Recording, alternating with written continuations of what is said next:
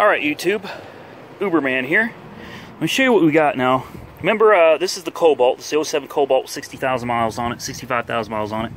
And, you know, I ordered a new flywheel, new clutch, pressure plate, slave cylinder, throw-out bearing, basically everything that goes with it. And I got everything taken care of because I've been tearing into this sucker. Turns out it's not the flywheel. Interesting, because earlier today, no matter where I turned the engine to, it would crank, but the engine would never turn. Normally that's a sign of a bad starter. It's usually the solenoid going out. The starter would turn, but it was never engaging the flywheel, and it didn't matter what position the flywheel was in, so I knew right there wasn't a dead spot in the flywheel. Started messing with some of the electrical, and it'd crank right up without moving it. And then it wouldn't crank over again, and then it would. Seems to be an intermittent electrical problem. So the guy told me that he had just had a $400 AC Delco factory original equipment starter put on this thing. I climb under here, and sure enough, remanufactured, and if you go up just a hair, you can almost see the AC Delco right there with a part number. So I'm thinking, there's got to be something wrong in the electrical system. Take a look at this, guys. Can you see the corrosion? All of this is the main wire that provides power to the starter. All right, if this thing is full of corrosion and it's corroded all over, guys, it's not making a good contact. You're not going to get a good contact, and you're damn sure not going to provide the cranking amps needed to turn that starter.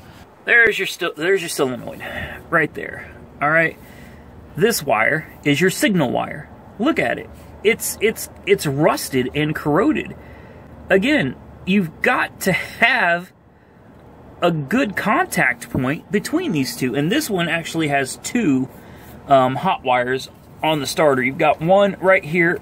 I'll pull it out. This one runs to the alternator. This one's not nearly as important, but believe me, it is also important. And you can see here, it's corroded as well. Now, some of you may look at it and say, well, that's not that bad. Well, that's true. But these cars are very, very sensitive when it comes to the electrical system because of the computer controls. So here's what I'm going to do. I know that it won't start right now. So I also know that this being a GM starter, a reman that's brand new, it's not bad, guys. It's not. So we're going to clean up these contacts, and we're going to put it back together and see if it works. All right, here is the one that I believe was probably the culprit. And as you can see, that sucker is much cleaner. I'll turn it over. I got both sides of it.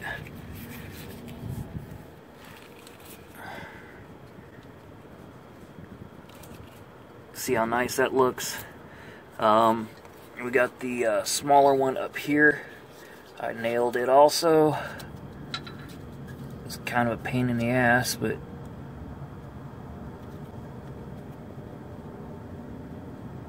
there you go.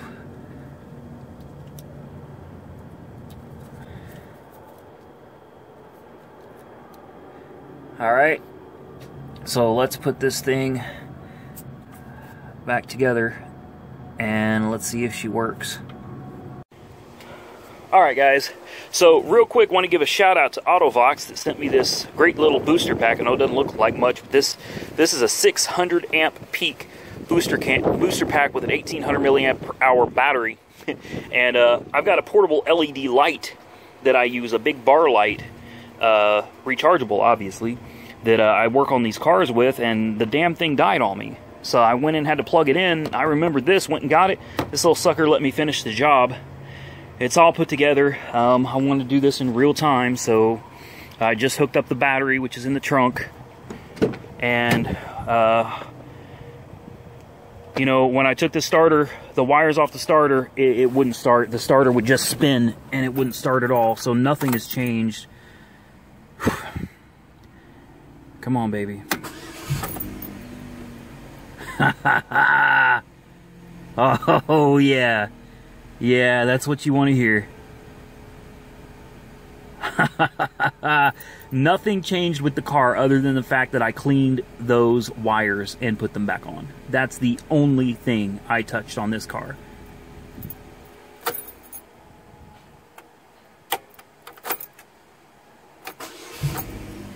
It sounds better too. Before, when you tried to start it, it was a weird sound when you tried cranking her over.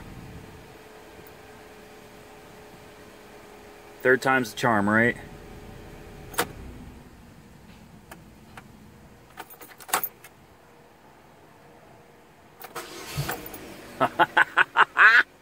Oh, I'm happy. Forgive me, guys.